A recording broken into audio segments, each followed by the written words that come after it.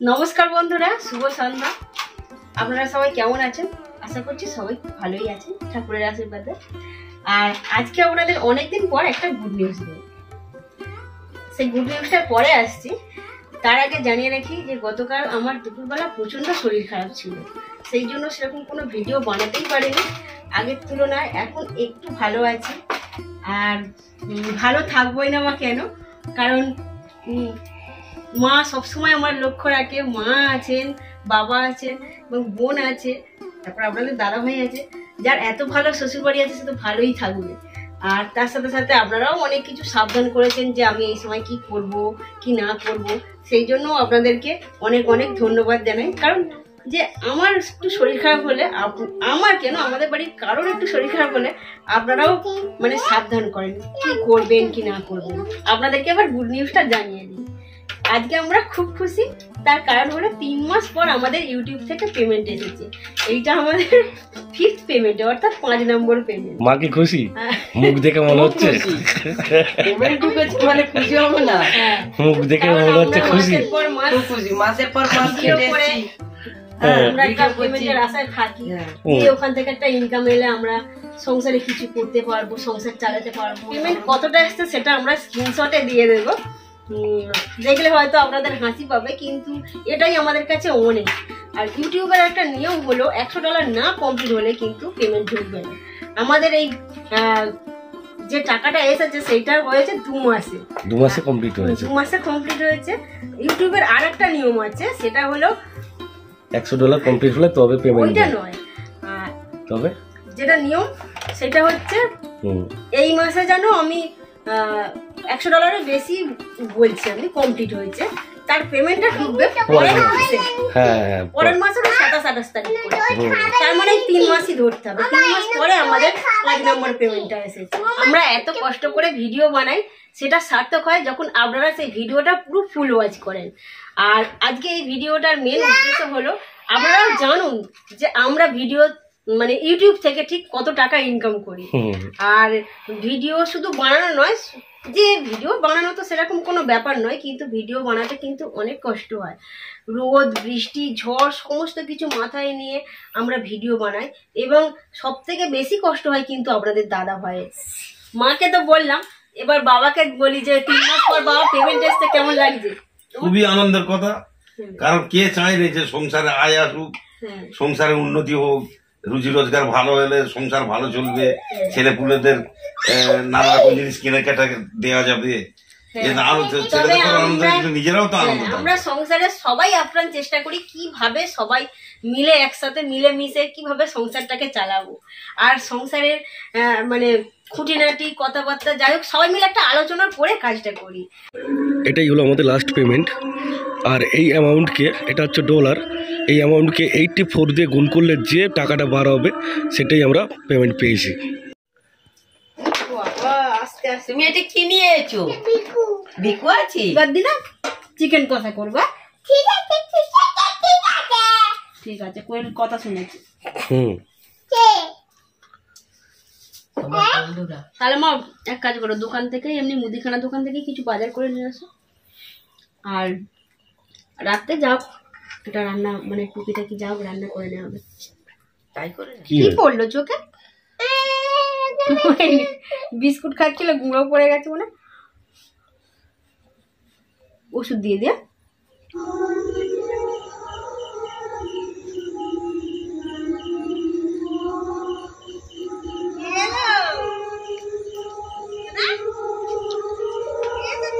মুদিখানা বাজার করার সময় আমাদের মশাল কোম্পানির সরষের তেল নিয়ে আসে, কিন্তু এইবারে এই মামি হেলদি অ্যান্ড টেস্টি অয়েল নিয়ে এসেছে।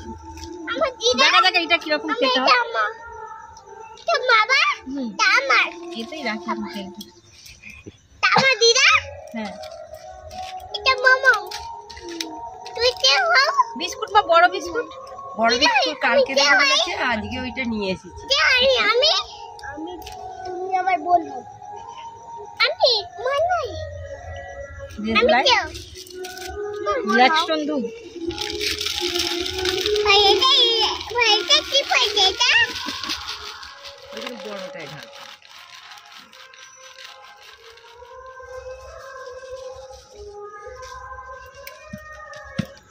আজকে আমাদের রাতের মেনু এগ কারি এবং বালিশ পরোটা। বালিশ পরোটা বানানোর জন্য এখানে আমি ময়দা কিছুটা নিয়ে নিয়েছি। প্রথমে লবণ দিয়ে দেব। লবণটা ময়দার মধ্যে ভালো করে মিক্স করে নিয়ে গরম জল দিয়ে মাখাবো। এতে কি হয়, পরোটা খুব সুন্দর নরম হয় এবং বালিশের মতো ফোলে। স্নেহা খাবে তো বালিশ পরোটা? তাহলে ঘুমোবে না, খেয়ে দিয়ে তারপর ঘুমোবে। এগ কারি বানানোর জন্য প্রথমেই সেদ্ধ করে রাখা ডিমগুলো লবণ এবং হলুদ গুঁড়ো দিয়ে ভালোভাবে ভেজে নেওয়া হচ্ছে। ডিমগুলো ভালোভাবে ভেজে নেওয়ার পর আলু ভেজে নেওয়া হবে। আলুগুলোও লবণ এবং হলুদ গুঁড়ো দিয়ে ভালোভাবে ভেজে নেওয়া হয়েছে। এবার একটা পাত্রের মধ্যে তুলে রেখে দেওয়া হবে। কড়াই প্রথমেই জিরে ফোড়ন দিয়ে পেঁয়াজ কুচি দিয়ে দেওয়া হচ্ছে। পেঁয়াজটা হালকা ভেজে নেওয়ার পর দিয়ে দেব লবণ এবং হলুদ গুঁড়ো এবং তারপর দিয়ে দেব আদা রসুন বাটা। ভালোভাবে মিক্স করে ভেজে নেওয়ার পর দিয়ে দেওয়া হচ্ছে আমাদের দেশি টমেটো এবং লঙ্কার গুঁড়ো।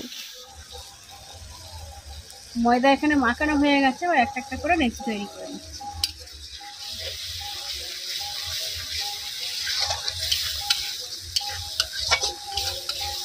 কি হোক খাওয়া নেই কেন? মশলা এখানে ভালোভাবে তৈরি হয়ে গেছে। এরপর ভেজে রাখা আলুগুলো মা মশলার মধ্যে দিয়ে দিয়েছে, দিয়ে ভালো করে মিক্স করে নিচ্ছে। ভেজে রাখা আলুগুলো যত মশলার মধ্যে মিক্স করা হবে ততটাই সুন্দর লাগবে এগ কারি খেতে। এরপর অল্প পরিমাণে জল দিয়ে দেওয়া হবে আমাদের এগ কারি বানানোর জন্য, কারণ রুটি বা পরোটার সাথে খাওয়া হবে। একটু মাখা মাখা হলে তবেই ভালো লাগবে খেতে। এইবার কিছুটা ধনেপাতা কুচি দিয়ে দেওয়া হচ্ছে। এগ কারি ফুটে গেলে ভেজে রাখা ডিমগুলো এগ কারির মধ্যে দিয়ে দেওয়া হবে, দিয়ে কিছুক্ষণ ফুটিয়ে নিয়ে নামিয়ে নেওয়া হবে। আমাদের এগ কারি বানানো হয়ে গিয়েছে। এইবার বালিশ পরোটা বানানো হবে। তো প্রথমে আমি নিচিটায় ভালো করে তেল মাখিয়ে নিয়েছি। এবার চৌকো চৌকো করে বেলে নিই। প্রথমে গোল করে বেলে নিয়েছি।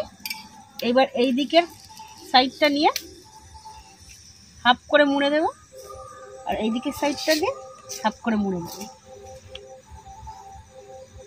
আবার এই দিক থেকে হাফ করে মুড়বো, আবার এদিক থেকে হাফ করে মুড়বো। পুরো একদম সমানভাবে হয়ে গেল। এইবার বেলে নেব চৌকো চৌকো। এরকম ভাবে বেললেই তবে পরোটাটা চৌকো হবে, তিন কোণা না হবে।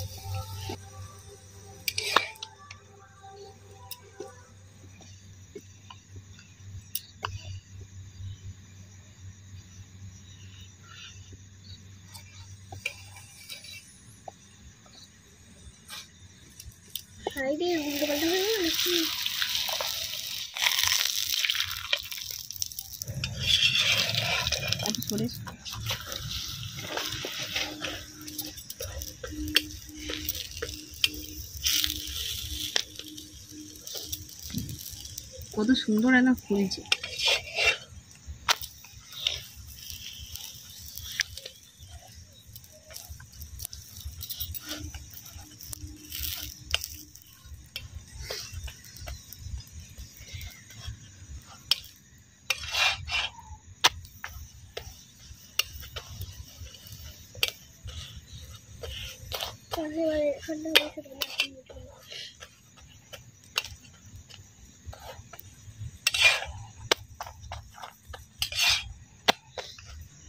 আমাদের রাতের খাবার বানানো কমপ্লিট। এগ কারি আর বালিশ পরোটা নিয়ে খেতে বসে গেছে একদম খোলা আকাশের নিচে। আর কাঁঠাল গাছ আমাদের একদম মাথার উপরে। আর এখন খুব একটা গরমও না, খুব একটা ঠান্ডাও নয়, ওয়েদারটা একদম দারুণ লাগে। আর কুয়াশাও সেরকম নেই। মা এগ কারিটা আজকে দারুণ বানিয়েছে, হেবি দারুণ। বল তো কোয়েল সোনা ঘুমিয়ে পড়েছে, স্নেহা জেগে আছে, স্নেহাই খাচ্ছে। আমি মা পড়া আছে, তারপর স্কুলে যাবে, তারপর ড্রয়িংয়ে যাবে। সারাদিন তোমার কাজ। ড্রয়িংগুলো সব কমপ্লিট করেছে তো? ঠিক আছে, পড়া আছে,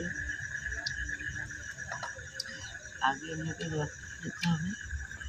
অনেকেই ভাবছেন যে আমরা হয়তো ভিডিও বানানোর জন্য বাইরে বসে থাকি, কিন্তু তা না, আমরা একটু অ্যাডভেঞ্চার পছন্দ করি।